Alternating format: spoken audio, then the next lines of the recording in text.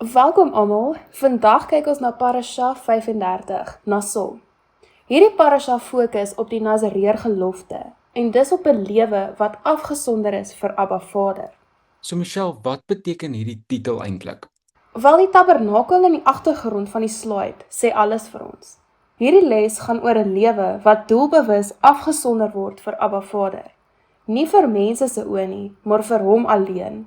En dit is presies waarvan Numeri 6 ons vertel. Die Hebreëse woord natseer in Hebreëus beteken om afgesonder of toegewy te wees. En wat maak hierdie gelofte dan so uniek? So hierdie gelofte is 'n persoonlike ooreenkoms tussen jou en Abba Vader. Nie iets wat net priesters kon doen nie. Enige persoon, man of vrou, kon dit aflê. En dit was nie net vir 'n leeftyd nie. Gewone mense het dit vir 'n spesifieke tydperk gedoen, 30, 60 of 100 dae. So Samson en Johannes die Doper was dan uitsonderlike gevalle wat van geboorte af as Nazareërs afgesonder was. Presies. Dit was Abba Vader se spesifieke droom vir hulle lewens.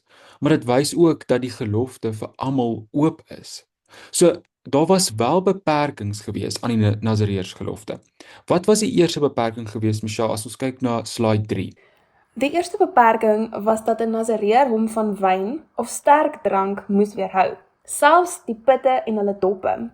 So hoekom so ekstensief? Wel dit is 'n teken van wegbeweeg van aardse genot om jouself volkome aan Abba Vader toe te wy. Nou is die vraag, gaan dit regtig 'n verskil maak aan iemand se heiligheid as hy wel hierdie druiwepit eet? En die antwoord is dat die gehoorsaamheid juis daarin lê, om elke faset van jou lewe sonder kompromie aan die Skepper te onderwerp. So dit gaan nie net oor die wyn self nie, maar oor die gesindheid van daai totale toewyding. Absoluut. En interessant genoeg, die Nazareërs se vereistes was selfs strenger as die van die priesters. Priesters was verbied van wyn in die tabernakel, maar hulle kon dit andersins drink. Die Nazareër mag dit glad nie drink nie. Dan die tweede beperking is dat hulle nie hulle hare mag sny nie. En waarom is dit dan so belangrik? So die hare was 'n sigbare teken van die salwing wat direk van Abba Vader afkom. Soos in die geval van Samson, sy krag was nie in sy spiere nie, maar in die sigbare teenwoordigheid van Abba Vader op sy lewe. Die hare het daarna gewys. En die vyand wil hierdie salwing by elkeen van ons steel deur ons gehoorsaamheid aan Abba Vader af te breek. So Delilah het dus nie net Samson se hare gesny nie, sy het die band van sy toewyding aan Abba Vader gebreek. En dit is 'n les vir ons almal. So die derde beperking is dan geen kontak met die dood. Die Nazareër mag nie naby 'n dooie liggaam kom nie, selfs nie as 'n ouer of broer sterf nie. Dit voel dalk onmenslik, maar die Nazareërs gelofte was 'n absolute toewyding aan die Skepper van lewe. Die gelofte het jou volledig aan Abba Vader afgesonder, en die dood was 'n simbool van alles wat teen sy heilige teenwoordigheid ingaan.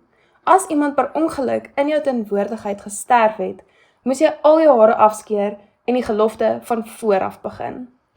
So selfs 'n ongeluk het die gelofte gebreek. Presies, dit was nie lighartig opgeneem nie. Dit toon hoe ernstig hierdie standaard was. So wat is die parallel tussen 'n Nazareër en dan 'n priester of 'n hoëpriester, as ek dit so kan stel? Van die reël wat ooreenstem is dat albei nie naby dooies mag kom nie, en albei mag nie wyn drink nie. Dit wys dat die doel van die Nazareër gelofte was om soos 'n hoëpriester afgesonder te word en om ten volle aan Abba Vader toe te wy. Jy hoef nie 'n leviet te wees om so te leef nie. Enige persoon kon op hierdie vlak van toewyding nader aan hom beweeg.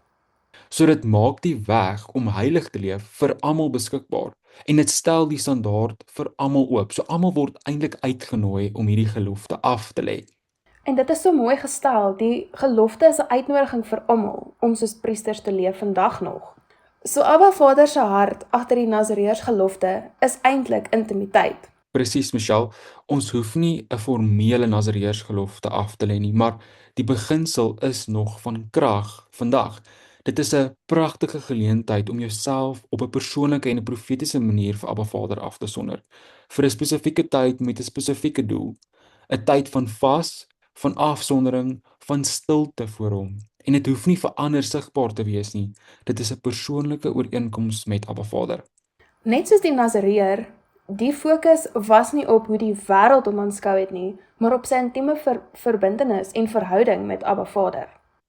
So kom ons kyk gou na hierdie Korag wat ook in hierdie week se parasha voorkom.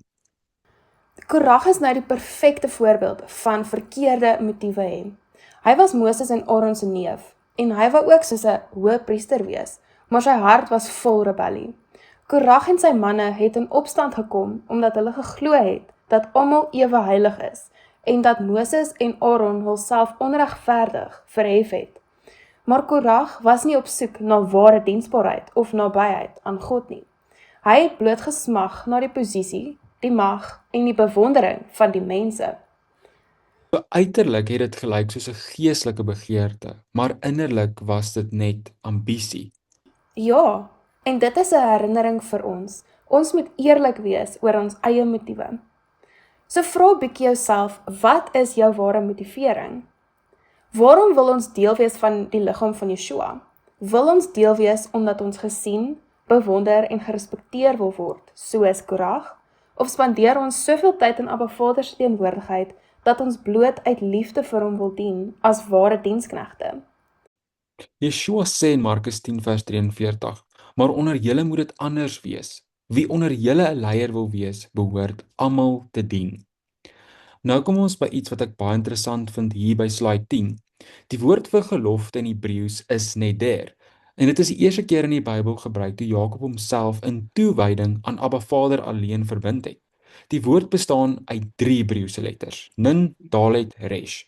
En saam verf hulle 'n prentjie van hoe 'n ware verbondsverhouding met Abba Vader lyk. Die aksie van 'n gelofte is in wese 'n totale oorgawe aan Abba Vader. So dit is nie net 'n belofte nie, dit is 'n volledige lewenstoewyding. Kom ons kyk gou na wat elk van die letters individueel beteken. So die eerste letter, die nun, verteenwoordig 'n skaal en 'n lamp. Dit is 'n opregtheid en 'n regverdigheid, of dit staan vir opregtheid en regverdigheid. En dit is diegene wat opreg is, wat die lig van Abba Vader laat skyn in 'n donker wêreld. Dan tweedens het ons die Dalet en dit verteenwoordig 'n deurpos met bloed. Dit herinner ons aan die bloed van die lam in Egipte, aan die Pasga. Die Dalet is die weg van die dood na die lewe. Dit wys na Yeshua, hy is die deur. En dan laastens die Resh, 'n gebuigde hoof en 'n kroon. Yeshua wat as koning sy hoof gebuig het om as diensknegt te bedien, is in hierdie prentjie van die Resh. So ons kan aflei om 'n gelofte te maak is om in waarheid te wandel, deur die bloed gereinig te word en in nederigheid te dien. So wat het gebeur as 'n Nasareër verontreinig was? So Michelle, hy moes homself reinig en op die 8ste dag met 'n nuwe telling begin deur spesifieke offers te bring. Wat is dan so betekenisvol aan hierdie 8ste dag? Die 8ste dag is profeties die dag van 'n nuwe begin. En dit is ook die dag waarop Yeshua uit die graf opgestaan het. Net soos die Nasareër op die 8ste dag 'n nuwe geleentheid gekry het om sy toewyding oor te begin, so kry ons deur die opstanding van Yeshua altyd die geleentheid om ons toewyding aan Abba Vader van voor af te begin. So hoe pas Johannes 8, die vrou wat in oorspel betrap is, dan by hierdie prentjie van die Nasareërsgelofte? Yeshua het elke aspek van die neder se prentjie uitgeleef in hierdie verhaal. Hy het met absolute opregtheid opgetree. Dit is die nun. Hy het as die weg opgetree en vir haar die deur tot verlossing geopen. Dit is die Dalet. En hy het nie veroordeel nie, maar in barmhartigheid as 'n diensknegt opgetree en gesê: "Gaan heen en sondig nie meer nie." Dit is die Resh. So ware toewyding aan Abba Vader is nie net 'n interne geestelike oefening nie. Dit word sigbaar in hoe ons ander behandel. Dit is 'n innerlike transformasie wat uitgedruk word in ons daaglikse lewe. So die Nasareërsgelofte is vandag nog 'n uitnodiging om onsself vir 'n spesifieke tydperk af te sonder om Abba Vader se stem helderder te hoor.